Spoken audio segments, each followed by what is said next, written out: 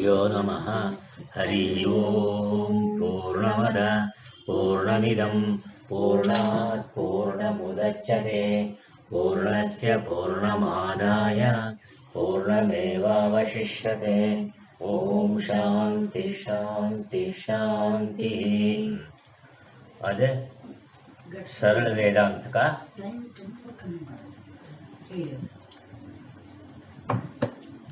दूसरा टॉपिक।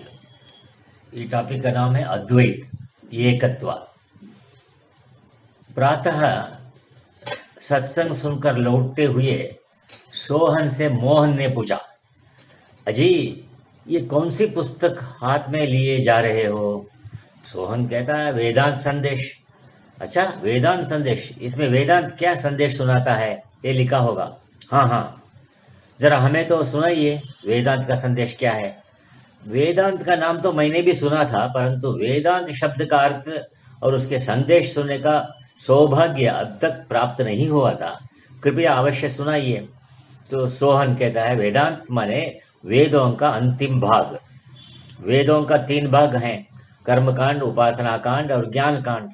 वेदों के अंतिम ज्ञान कांड को कहते हैं वेदांत। इस ज्ञान कांड को उपनिषद भी कहा जाता है। सब मिलकर 1180 उपनिषद हैं, 1180, क्योंकि 1180 ब्रांच वेदों का है। हर एक ब्रांच के अंत में एक उपनिषद है। तो मोहन पूछता है, आपको तो सत्संग से अच्छा ज्ञान हो गया है। अच्छा, कितनी उपनिषद किस वेद की है? ये यदि आप बता सके तो कृपया बतलाइए। तो सोहन क्या, सुनिए, ऋग्वेद, यजुर्वेद, सामवेद और अथर्ववेद, ये 4 वेद हैं। उनमें ऋग्वेद की 21 ब्रांचेस, शाखाएं हैं। यजुर्वेद की 109 शाखाएं हैं। सामवेद की 1000 शाखाएं हैं, 1000, और अथर्ववेद की 50 शाखाएं हैं। इस प्रकार कुल मिलकर 1180 वेदों की शाखाएं हैं, और प्रत्येक वेद की शाखा के अंत में एक एक उपनिषद है। अतः इस प्रकार उपनिषद भी कुल मिलाकर 1180 उन 1180 उपनिषदों को वेदांत कहते हैं। उन उपनिषदों के सीक्रेट मर्म का उद्घाटन करने के लिए भगवान वेदव्यास जी ने ब्रह्मसूत्र की रचना किया। अतः उस ब्रह्मसूत्र को वेदांत दर्शन कहते हैं। ब्रह्मसूत्र को साधारण ज्ञान का दृष्टि से कठिन समझकर वेदव्यास जी ने उपनिषदों के सारभूत गीताओं की रचना किया। बाद में उपनिषदों के सारभूत होने से गीता का एसेंस, गीता का उपनिषद का एसेंस हो गया। अतः इन तीनों, गीता, ब्रह्मसूत्र और उपनिषद, इनको मिलाकर वेदांत के प्रस्थानत्रयी अर्थात वेदांत के 3 स्तंभ, खंबे, पिल्लर माने जाते हैं। अतएव भगवान भाष्यकार श्री स्वामी शंकराचार्य जी महाराज ने इस 3 पर अपने अद्भुत और अनुपम भाष्य लिखकर जिज्ञासुओं के ऊपर कृपा करके उनके हित के लिए वैदिक अद्वैत सिद्धांत अनेक प्रमाण और युक्तियों के द्वारा स्पष्ट रूप से दर्शाया है। अतः गीता, ब्रह्मसूत्र, उपनिषद, शांकर भाष्य और उनके अनुरूप जितने भी अद्वैत प्रतिपादित ग्रंथ हैं, उन सबको यहाँ वेदांत संदेश नामक पुस्तका में वेदांत शब्द से कहा गया है। तो मोहन कहता है, अरे बहुत सुंदर है। अब मुझे इस वेदांत संदेश के प्रथम अक्षर वेदांत का अर्थ समझ में आ गया है, परंतु इसका संदेश क्या है ये मालूम नहीं। अतः यदि संदेश भी सुनाने को कष्ट करें तो बड़ी कृपा होगी। तो सोहन कहता है, संदेश तो महापुरुषों के श्रीमुख से सुनने से ही अच्छी तरह से समझ में आएगा, क्योंकि वहां यदि कोई शंका हुई, डाउट आ गई, तुरंत उसका निवारण भी हो जाएगा। और दयालु महापुरुषों के हृदयों को भाव और समझाने का शुभ संकल्प भी इस गंभीर रहस्यमयी तत्व को समझने में सहायक होता है। अच्छा, अवश्य। तो आप जब कहें तब चलें। कल प्रातःकाल श्री स्वामी जी के पास चलेंगे। दोनों प्रातःकाल 5 बजे एक ब्रह्मनिष्ठ और श्रोत्रिय महात्मा के पास पहुंचे। आत्मज्ञान के अलग से अन्य इच्छा मन में न रखकर श्रद्धा पूर्वक प्रणाम करके अपने आगमन का कारण सुनाया। तब महात्मा जी ने उन्हें जिज्ञासु देकर, जिज्ञासु माने तत्व ज्ञान, ब्रह्म ज्ञान को जानने की इच्छा वाला, उसी को जिज्ञासु है, उसको देखकर बड़े स्नेह भाव से कहा महात्मा ने, वत्स, जिस विषय में पूछना हो वो निसंकोच भाव से पूछो। मोहन महात्मा के दयालु स्वभाव को देखकर हृदय में गदगद होकर कहने लगा, भगवान, मेरे इस परम मित्र सोहन के हाथ में वेदांत संदेश नाम का पुस्तक देखकर वेदांत के संदेश को जानने की उत्कट इच्छा उत्पन्न हुई है, और आपकी कृपा से ही मेरा जिज्ञासा पूर्ण होगी, ये हृदय में निश्चय करके श्री चरणों की शरण में आया हूं। तो महात्मा बोले, बेटा, वेदांत का संदेश भगवान शंकराचार्य जी ने एक पंक्ति में ही कह दिया है, ब्रह्म सत्यम जगन मिथ्या जीवो ब्रह्मैव नापरः। अर्थात एक परब्रह्म परमात्मा ही सत्य है, माने त्रिकाल अबाध्य है, और उससे भिन्न संपूर्ण जगत मिथ्या है, और ये जीव अपने वास्तविक स्वरूप साक्षी की दृष्टि से ब्रह्म स्वरूप है, उससे भिन्न नहीं है। तो मोहन कहता है, भगवान, ये जीव तो कर्ता भोक्ता सुखी दुखी अहंकार ममता स्वार्थ राग द्वेष आदि दोषों से पूर्ण है, हद वाला है, लिमिटेड, अल्पज्ञ है, आदि धर्मों वाला है, और ब्रह्म के बारे में सुना है कि ये सच्चित आनंद और आनंद स्वरूप है, फिर दोनों की एकता कैसे होगी, बनेगी? अभावना है। तो महात्मा कहते हैं, प्रिय, इस प्रश्न का समाधान तब होगा जब पहले तुम जीव का स्वरूप समझोगे। जीव के दो स्वरूप हैं, एक वाच्य स्वरूप माने direct meaning of the word, दूसरा लक्ष्य स्वरूप माने implied meaning of that word.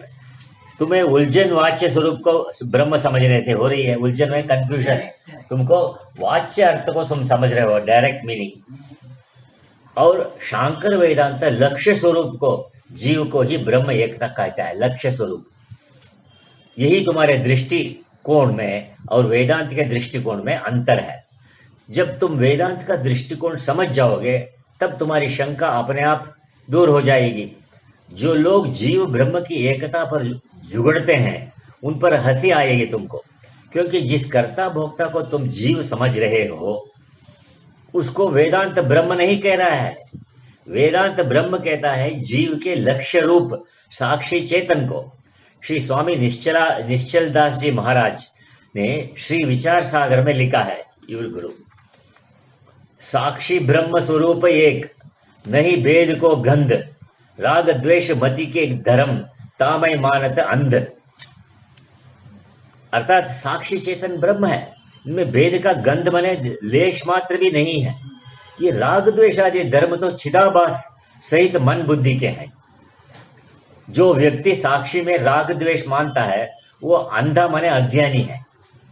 परंतु हे सौम्या, ये साक्षी और चिदाभास तब तुम्हें समझ में आएंगे जब तुम जीव का वाच्य और लक्ष्य दोनों स्वरूप समझ जाओगे।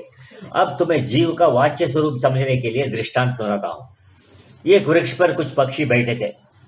एक लड़के ने दर्पण माने मिरर उठाकर ऐसा पकड़ा कि सूर्य का प्रतिबिंब, उस सूर्य का प्रतिबिंब प्रकाश जाकर उन दर्पण द्वारा पक्षियों पर पड़ा और पक्षी भागकर दूर वाले पेड़ पर जाकर बैठ गए। क्योंकि वो इतना ब्राइट प्रकाश था, उसका आंखों को एक तंग करते थे, इसलिए पक्षी वहां से उड़कर दूसरे यहां बैठ गए। तब पक्षियों ने सोचा, अभी विचार करने लगे पक्षियों ने, हमको किसने भगाया उस वृक्ष से यहाँ? तो उनमें से एक पक्षी बोला, मालूम होता है कि सामने वाले दर्पण है ना, उसको उसने भगाया है। अरे दूसरा बोला, भाई दर्पण तो जड़ है, वो हमें कैसे भगाएगा? हमारे पास तो प्रकाश पहुंचा था। मालूम होता है उस सूर्य के प्रकाश ने भगाया है, मैंने हमको इधर से इधर आने के लिए प्रवृत्त किया है। तो तीसरा पक्षी कहने लगा, भाइयों सुनो, प्रकाश पर दोष मत लगाओ। प्रकाश तो सर्वत्र समान रूप से व्यापक है, उसका न किसी से राग है न द्वेष है, वो तो असंग है। उस प्रकाश में तो हम घूमते फिरते हैं, फल फूल खाते हैं। तब अन्य पक्षियों ने कहा कि फिर हमको किसने भगाया?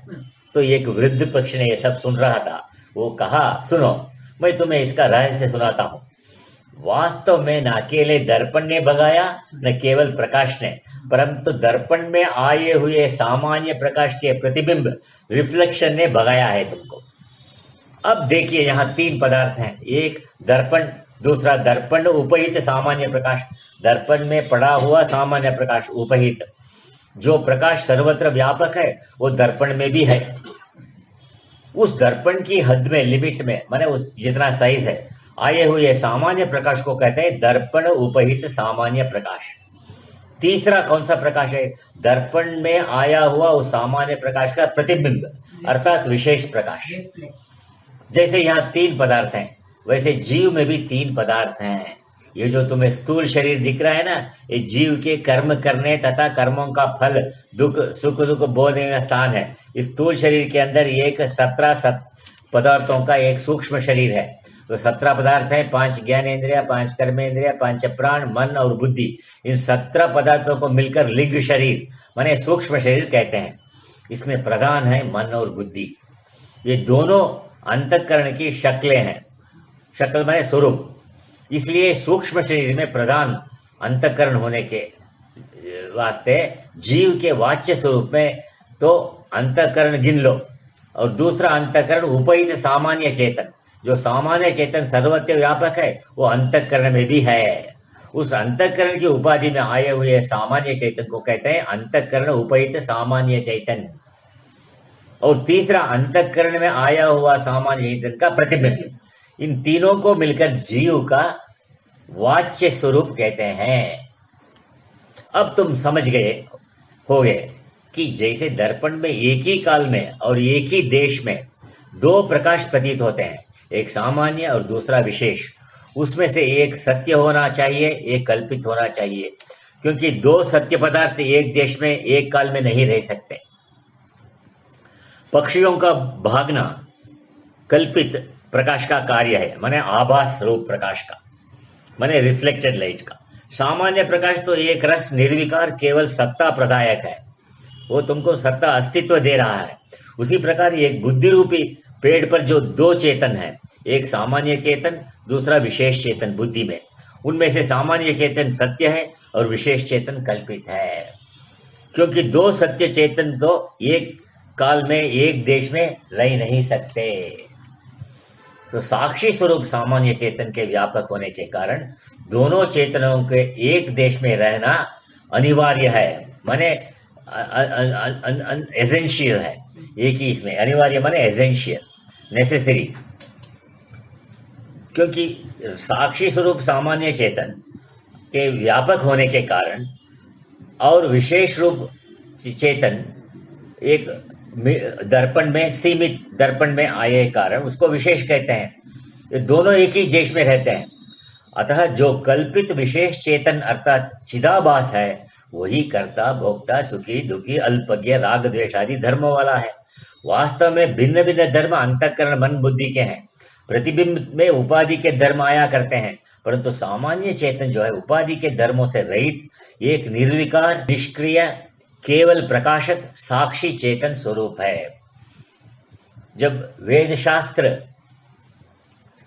और संतों की वाणियां, संतों की बोली जीव को ब्रह्म कहती है, तब जीव के 3 हिस्सों को अर्थात अंतःकरण चिदाभास और साक्षी, इसको मिलाकर ब्रह्म नहीं कहते, परंतु केवल साक्षी शुद्ध चेतन को लक्ष्य करके ही कहती है। वो लक्षणावृत्ति रूपी नजर दृष्टि जिनको गुरु कृपा और सत्संग द्वारा प्राप्त हो जाती है, उन्हें फिर जीव ब्रह्म की एकता में संशय नहीं होता कभी। यही नजर, यही दृष्टि मंसूर को भी प्राप्त हुई थी। मंसूर ये वो भी एक मुस्लिम सईद था से इसी नजर को लक्ष्य करके ही एक शायर लिखते हैं, शायर उर्दू में, ऐन इमा है अनहल हक का तराना, लेकिन है यही क्रूफ गर्दी किए मंसूर न हो, गर्दी दिए मंसूर न हो। अर्थात मैं ब्रह्म हूं, इसका गान बिल्कुल सही है, परंतु मंसूर की नजर से यदि कहा जाए तो पाप अर्थात गलती है। बस यही नजर प्राप्त करनी है सत्संग से। इसी नजर से श्री नानक साहब कहते हैं, सो प्रभु दूर नहीं प्रभु तू है। और दूसरे जगह लिखते हैं, तत निरंजन ज्योत सबाई सोह भेद न कोई जीव, अपरस्पर पार ब्रह्म परमेश्वर नानक गुरु मिथ्या सोई जीव। इसी वाणी में नानक साहब सोहम शब्द से जीव के वास्तविक स्वरूप साक्षी की ब्रह्म से एकता कर रहे हैं। सह अहम सोहम। इसलिए ध्यान रहे कि एकता के समय चिदाभास सहित अहंकार का बाध करके ही एकता की जा रही है। इस बात को समझाते हुए नानक साहब आगे लिखते हैं, इसको आगे समझाएंगे। ओम पूर्णमदः पूर्णमिदं पूर्णात् पूर्णमुदच्यते पूर्णस्य पूर्णमादाय पूर्णमेवावशिष्यते। ओम शांति शांति।